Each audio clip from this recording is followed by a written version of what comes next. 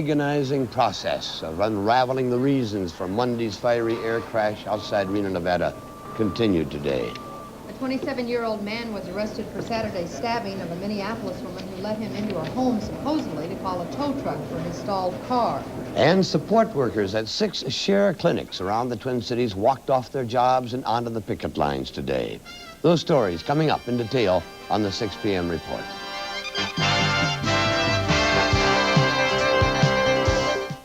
The Best Buy Company's warehouse is full. Too full from slow-moving inventory and excess stereos, TVs, and appliances. Meanwhile, shipments keep arriving. The warehouse staff is exhausted. Tensions are running high. Finally, the decision is made. A warehouse sale. But with no room in the warehouse, there's only one option. Ship all the gear to the stores. The Best Buy Company's incredible warehouse sale.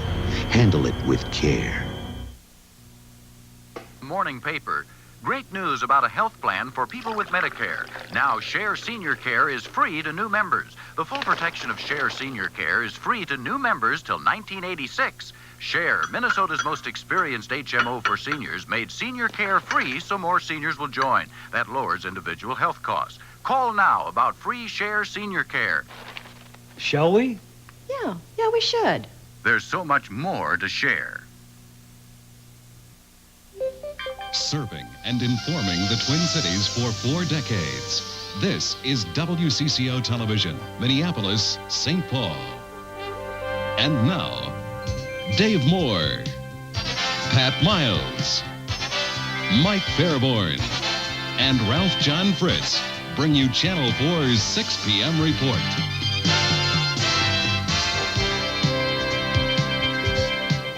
The wreckage of Galaxy Flight 203 remains strewn across an open field near Reno, Nevada. Federal investigators have been working around the clock, sifting through the rubble, searching for clues, removing unrecognizable bodies. The area has been completely sealed off. Families and reporters have been prohibited from visiting the crash site. But somehow, during the night, last night, flowers were placed on the charred grave, a single bunch of blue flowers. Good evening, everyone. It's been 3 days since that plane burst into flames after crashing near Reno. The investigation into how and why has been shrouded in grief and confusion. Dave, even the number of people aboard that ill-fated flight was in question until today. Authorities now believe 68 people died and that 3 survived. The numbers finally matched the official manifest list. Debbie Ely picks up the story from Reno. The early discrepancy came because one of the body bags was initially marked twice at the scene. But as investigators recounted the bodies at this makeshift morgue, they got 68, not 67. The bodies are kept in these refrigerator trucks. Since the victims are burned beyond recognition, they are brought inside to a working space where investigators do their jobs. First team through is an inventory of property and personal effects that are identifiable. Second team through is dental charting. The third team through is fingerprinting. And the fourth team is pathology. The pathology will ultimately address the issues of death from fire versus death from trauma. Even though the identification process is moving along in a timely fashion, it may still be 3 or 4 days before authorities can release the names of the victims here at the Nevada State Fairgrounds. Elsewhere, the other major investigation continues into the plane crash itself. Early this morning, voice and data recorders were flown to Washington, D.C. It's hoped the recordings will contain flight crew conversation and instrument data, which could better explain why the plane crashed Monday morning. At a news conference last night, the National Transportation Safety Board said the propellers were all on the plane when it first hit the ground, ruling out a theory that one had fallen off. Still in question, however, is what condition those propellers were in, since one propeller, which had not passed inspection, was on the plane when it went down. Debbie Ely, WCCO Television News, Reno. The 3 survivors are all still hospitalized tonight. Robert Miggins will undergo a skin graft operation tomorrow. He was burned over 80% of his body. George Lamson Sr. is still in critical condition, and his son is stable but tired. More papers were filed with courts in Minnesota, the prelude to many legal battles over the crash of Galaxy 203. Attorneys James Schweibel announced a lawsuit filed for survivors of Elizabeth Lindsay, a 34-year-old St. Paul woman presumed to be on board the plane. 2 other suits were also filed yesterday, and more are expected by the end of the week. In the meantime, an attorney for Galaxy Airlines was scheduled to arrive in Minnesota today to contact relatives of the passengers. Lockheed has also retained a local law firm for its defense. A Minnesota native was among the 21 Americans on board the military transport plane which crashed yesterday off the coast of Honduras. 27-year-old Staff Sergeant Ronald Wachter once lived in Crystal. He recently moved to Michigan. Rescuers still searching the sea for any survivors. Final arguments began today in the trial of 3 Bemidji protesters. This was in St. Paul Federal Court. The story in a moment. This is Michigan, where fresh, clean snow quietly blankets the memories of seasons past, where an aura of excitement drifts freely in the crisp, sparkling air, where trails twist and turn through frosted forests spirited with life, where white-carpeted hills glide forever and sunsets last a lifetime. This is Michigan in winter. Yes, Michigan. Charlie, making burgers now? Surprise! Johnsonville Italian sausage patties. They cook easy as burgers. And the taste. Just like Johnsonville Italian sausage. Mamma mia! Charlie, no! Charlie Murphy's cooking Johnsonville Italian sausage patties! Instead of boring burgers, come to Johnsonville for good, fresh sausage patties. Bratwurst, kielbasa, and Italian. Thanks for inviting us, Charlie. Anytime. Out of sugar. Would you be a dear and get a cup from the neighbors? Certainly, love.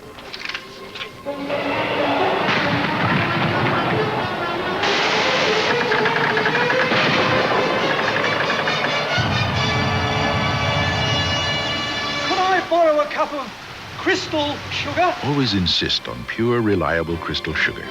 It's worth going out of your way for. Did you get the sugar? Do we have any other neighbors, dear? He took and he shot me in the arm, right here, and then he shot me in the back. We spoke to 62-year-old Dorothy Lee in the hospital today. She was robbed and shot on Saturday. Police have charged one 27-year-old William Penzimus with that crime. The 27-year-old Penzimus allegedly asked to use Miss Lee's telephone. When she let him into the house, he shot her 4 times. Dorothy Lee did not want to face the cameras, but she did talk with our Trish Van Pilsen. It was bitterly cold Saturday, so Dorothy Lee did something she'd never done before. She let a stranger in her home. He told her he needed to use her phone because his car had broken down. While I was lighting the cigarette, he dug in his left pocket, top pocket, and I thought he was getting cigarettes out. And instead, he pulled out this gun on me, and he said, "Lady, it's cocked, and don't make a move," he said, "or I'll shoot you, you bitch." Lee says the man ransacked her home, forcing her to put her valuables in a grocery bag. He tried to tie her up, but couldn't. I don't know what happened, really. I couldn't tell you. He took and shot me right in the mouth here, right under the nose. Then before I know it, then he was swearing all the time. He took and he shot me in the arm, right here, and then he shot me in the back. And then I think I turned around and I said, after I was that good to let you in, you're going to do this to me? And he shot me in the stomach. Despite 4 bullet wounds, she put on her boots and ran outside for help. She didn't go to the nearest house, but managed to get down the street a ways to her best friend's home, where they called the police. In fright, you can do almost anything. Miraculously, Lee is in satisfactory condition tonight. She says she's not afraid to go home next Saturday, but she'll never forget what she went through and the man who put her through it. If they said, "Dorothy, you can shoot him," I would. Because of what he did to you? Yes, what he did to me. With photographer Dick Nordling, Trish Van Pilsen, WCCO Television News, Minneapolis. A group of parents protesting what they say is abuse by state child protection agencies has asked Minnesota Attorney General Skip Humphrey to call a grand jury to investigate what they claim is a violation of their civil rights. The group, calling itself Victims of Child Abuse Laws, or the acronym VOCAL, said today the state has been overzealous in its prosecution of parents accused of child abuse. Mr. Humphrey told them he has no power himself to call a grand jury, but that his office is conducting an investigation of child abuse laws. Pat? The jury is a judge, and you, sir, are the referee. That remark was directed at Federal Judge Edward Devitt today and part of an angry lecture delivered by Wilhelm Schmidt as he and other tax protesters wound up their defense in a St. Paul courtroom. Schmidt, Roger Luther, also Ernest Faust are accused of arms violations and conspiracy to injure federal agents. The case will go to the jury tomorrow, and Marcia Fleur is in St. Paul with details on some of the final arguments. Marcia? Well, Pat, Wilhelm Schmidt is the recognized leader of a group of Bemidji tax protesters. He will give his final argument tomorrow. Schmidt says he needs more time to refute Assistant U.S. Attorney Jan Simcich. Schmidt says she distorted testimony in her final argument, but the co-defendants got their time before the jury. Ernest Faust arguing that the law is on trial, and Roger Luther claiming that the jury can vote now to check bad government. The defendants all believe that the trial is proof that their rights have been denied. This is a very classic example how they can break into your home with an unsigned search warrant and just totally disrupt your life. Defendants, their families, and supporters are self-proclaimed patriots. They say to gain acquittal, they must convince the jury that the government was out of control when it found a variety of illegal arms during a day of searches last October.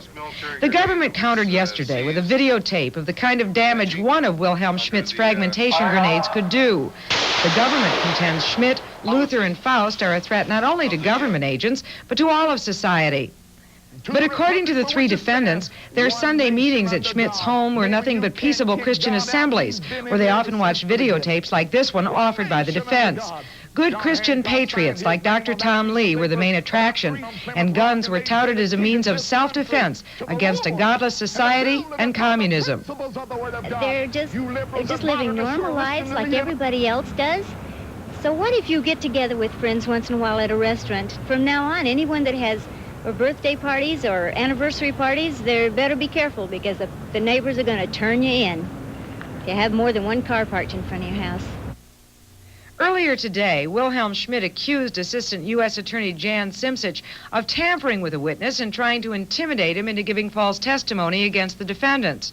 Simcich allegedly swore at Donald Whitman when he refused to cooperate with her, telling him finally, quote, "Get the hell out of my office and don't come back."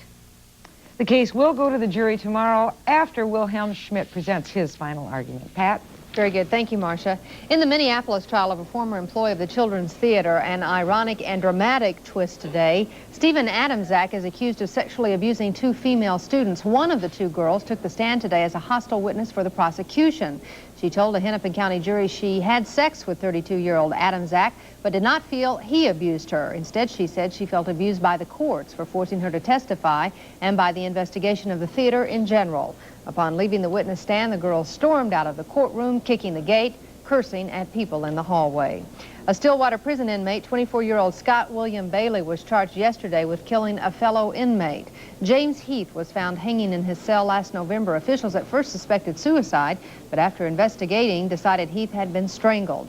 Scott Bailey is already serving a life sentence for the murder of a Sheridan, Wyoming woman during a burglary in 1982. He is scheduled to appear in Washington County Court on Friday. Without a high bridge in St. Paul, there are some troubled businesses on the west side of the river. The story coming up on the 6 p.m. report.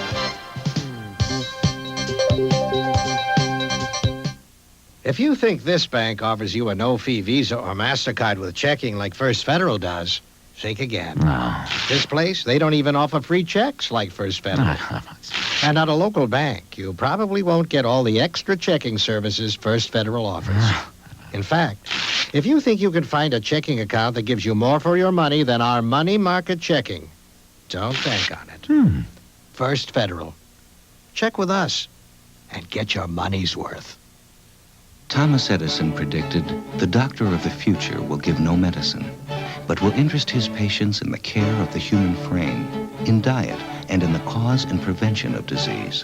Chiropractic Care has championed this concept of healthcare for decades and believes in the natural, drugless approach in aiding you to become a happier, healthier person and experience a sense of well-being. For further information, call the Chiropractic Communications Group at 927-2800. If you think now isn't the right time to buy a sports car, think twice. Think Mazda RX-7. Even though the weather outside may not be at its best, our selection of RX-7s here is.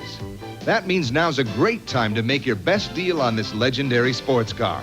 So think twice while our RX-7 selection and value is at its best. But don't think twice about waiting. We're dealing now. Come in today and get a great RX-7 value. See your Mazda dealer in Minnetonka, White Bear, St. Paul, Richfield, and Brooklyn Center. 180 support workers at 6 Share health clinics walked off their jobs this morning. The union members want more money and fringe benefits, but Share officials say they've already offered employees a fair raise. Mike Walsher has the details from St. Paul. The professional and healthcare union members struck the Share Healthcare Associates clinics at 6 a.m. The 6 clinics serve about 45,000 patients, and the strikers told people they want the clinics to stay in business, providing care, since that's the way Share makes its money.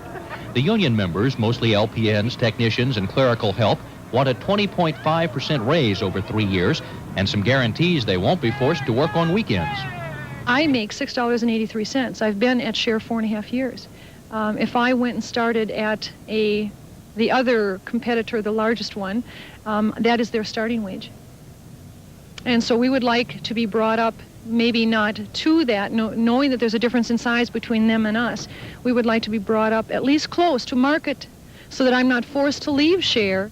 All the struck clinics remained open today, staffed by registered nurses and administrators. Share Associates have offered the union a raise of 14.5%, arguing that 20.5% is simply out of line. That's substantially more than similar settlements in healthcare organizations around the community in the last year or so. And we think the demand is simply too high. This labor dispute has been in front of a federal mediator, but at this point, no additional negotiating sessions are scheduled. The union members say they hope it's not a long strike, but they say they are prepared for one if it happens. I'm Mike Walsher, WCCO Television News, St. Paul. Minneapolis City Council Committee has passed an ordinance that will increase the number of taxi cabs in the city by 75. It would mean nearly 325 licensed cab drivers. Some of the current cab drivers today protested, saying that the oversupply is going to run them out of business. The ordinance is an attempt by the City Council to alleviate some of the pressure which the Federal Trade Commission has put on the city. The commission claims that Minneapolis is violating antitrust laws of taxi licensing. The measure will go to the full council on Friday. House Republicans took the first step today to set a ceiling on how much the state will spend during the next 2 years. The newly formed House Budget Committee met for the first time today to begin drawing up a budget resolution which will put a limit on how much money is available for state programs during the 1985 to 1987 biennium. House Speaker David Jennings expects the resolution to be acted upon by the full House in early February and sent to the Senate then for approval. Last July, state transportation officials shut down St. Paul's 95-year-old high bridge because of safety concerns. But now, as some business owners predicted, the bridge is closing out some businesses. Mike Strand reports. When St. Paul's High Bridge was closed 6 months ago, there were many who mourned its passing because of its architectural and historic significance. But when the bridge shut down, it also cut off a lifeline for many small businesses south of the river who are now flirting with economic disaster. Well, traffic is down to nothing now. In the last 2 weeks, I haven't had an absolute customer in here. We're down about 21.5%, and that is totally due from the bridge. When it was open, the High Bridge funneled up to 14,000 cars a day down Smith Avenue, and that meant prosperity for the stores of Virginia Wells, Steve Gaddis, and others. But today, the aisles are empty, and the cash registers don't ring nearly as often. You couldn't get in my lot at the end of the day, and you can pick your spot now. You can absolutely pick your spot just about any time of the day. Minnesota transportation officials had earlier promised to keep the bridge open during the new construction until the last 4 to 6 months. But they say they were forced to renege on that promise due to a complicated mix of unforeseen and unpredictable structural faults. It was not a decision that could sit around and we'll wait 6 months while everybody kind of does some things. The structure's there, and we feel it's not safe. But Smith Avenue business owners are now discussing a possible class action lawsuit against the state to recover their losses. These people should have done something a long time ago, and they were negligent in their actions. There's nothing you can do now. The bridge is gone, period. It has deteriorated to a point where there is no repair for it. It has to come down. So they got us where they want us. I don't need another loan. I need a grant. I need some out-and-out help. Completion of a new $19 million bridge will take almost 3 years. But business owners here say unless they're bailed out soon, few will remain to benefit from the reopening. Mike Strand, WCCO Television News, St. Paul. Cooler temperatures and a sprinkling of snow, a couple of the elements in Mike Fairborn's forecast. Coming up in a moment.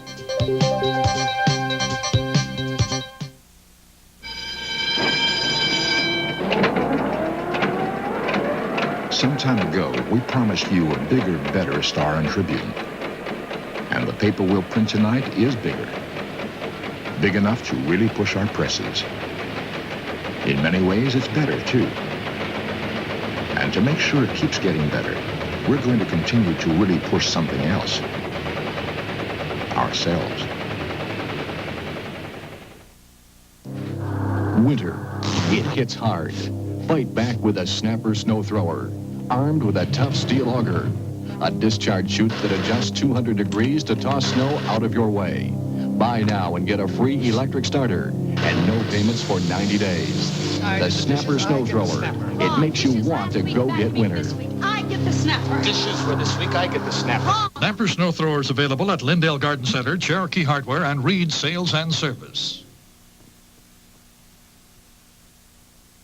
You know, I was thinking about it, and except for that cold snap we had last weekend, we really have not had bad weather this winter at all. Light snow is falling outside right now. However, colder temperatures are on the way. I could bring in this bad weather by saying something. Really, I guess by contrast, though, we really haven't had it too badly. There's 3 feet of snow on the ground in Buffalo, New York. We've got floods over in Europe now, where the cold was a couple of weeks ago, and still freezing temperatures, almost said sub-zero, sub-freezing temperatures down in the southeast.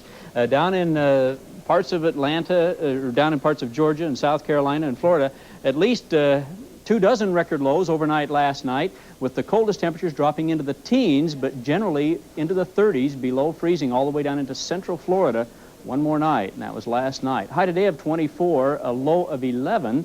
The precipitation is 0 so far, but there are some light flurries falling in the Twin Cities and will likely continue for a while. We've had a little upper air disturbance last night at this time, moving down through the state. There was another one forming behind it, moved through the state. The third one is the one that's producing the flurries over us right now, and there's also a pretty good shot of cooler air behind that that's going to start filtering down across the state, and our temperatures by Thursday night will most likely be down below 0 one more time. The little upper air disturbance is creating some flurries back in the Dakotas earlier today. Those flurries have now moved in and helped develop some flurries over the Twin Cities area that's going to continue to move on out of the state. We imagine by somewhere around 2 or 3 in the morning, those flurries will have ended and just put kind of a new frosting of white stuff over all of the existing snow. Otherwise, high pressure covering most of the country and very little in the way of weather going on. A few little flurries lingering back in the mountains of the southeast where the cold air is mixing with the moisture there.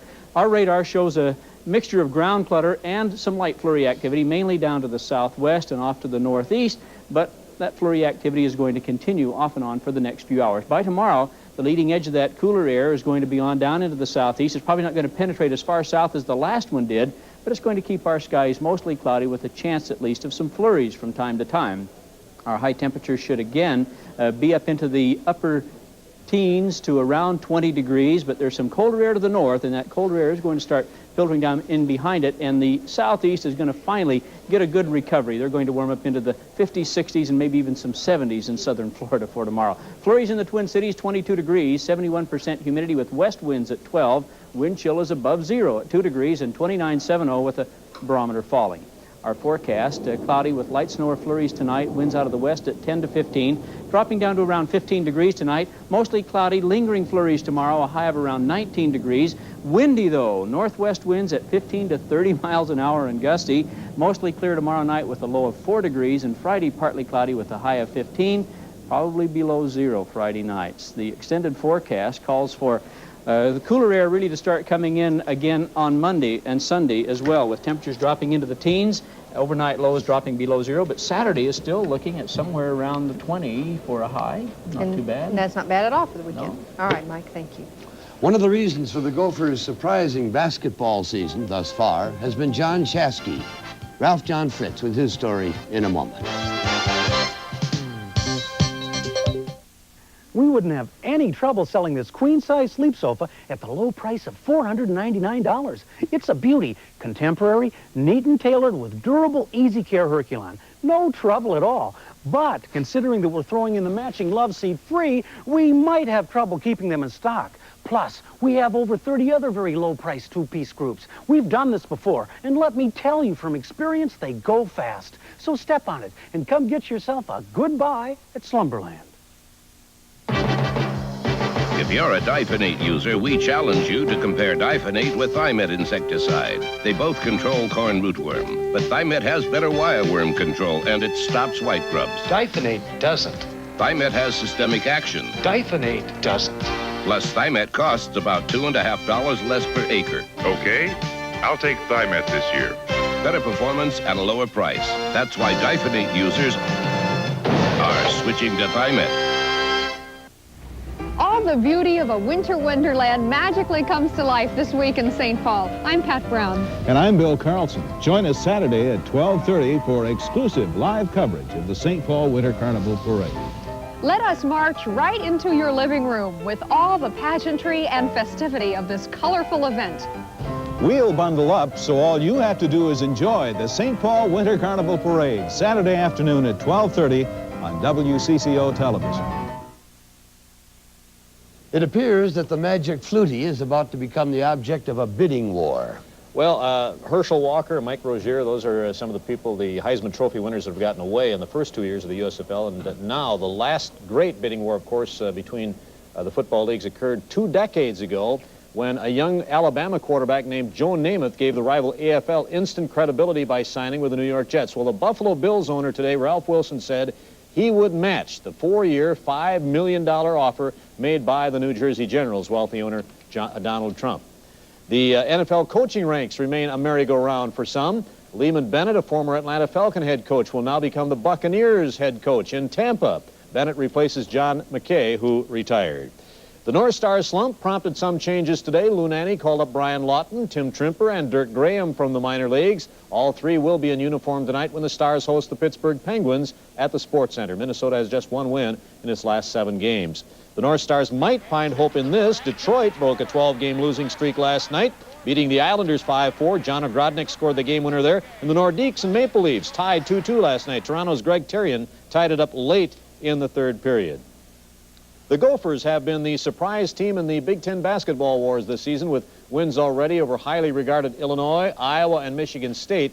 This week, for the first time, Minnesota will be favored to win both Thursday and Saturday when they host Wisconsin and Northwestern. One of the main reasons for the early success has been the improved play of John Shasky at center. John scored 19 in Minnesota's upset win at Michigan State Saturday. Jim Dutcher says John's playing with a lot more confidence, especially on offense. How does John feel he's playing? Yeah, I'm pleased with the way the season has gone. I feel I've been improving all year. I feel I've improved since last year, and I think the same thing kind of holds true for me as for the team. I've kind of been striving to be more consistent. I think I've been able to do that lately, and hopefully, the team can be more consistent too, and we could have a very good season.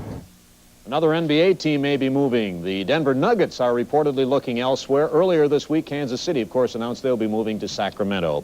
The 13th annual boat show at the Minneapolis Auditorium began about an hour ago. The largest collection since the opening show is available now for viewing through this Sunday.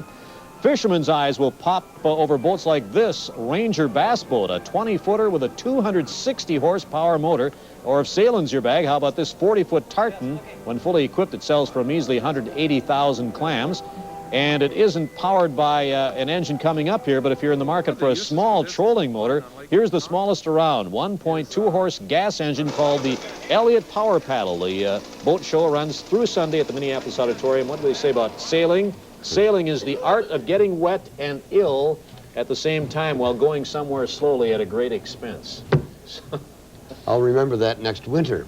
That's it for tonight's 6 p.m. report. But we will be back again tonight at 10. And also, just a reminder that Dave Nimmer's special report on illegal guns will air at that time. Thank you for joining us tonight. We'll see you at 10.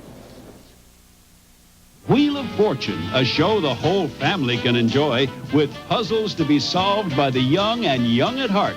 Weeknights at 6:30 on Channel 4.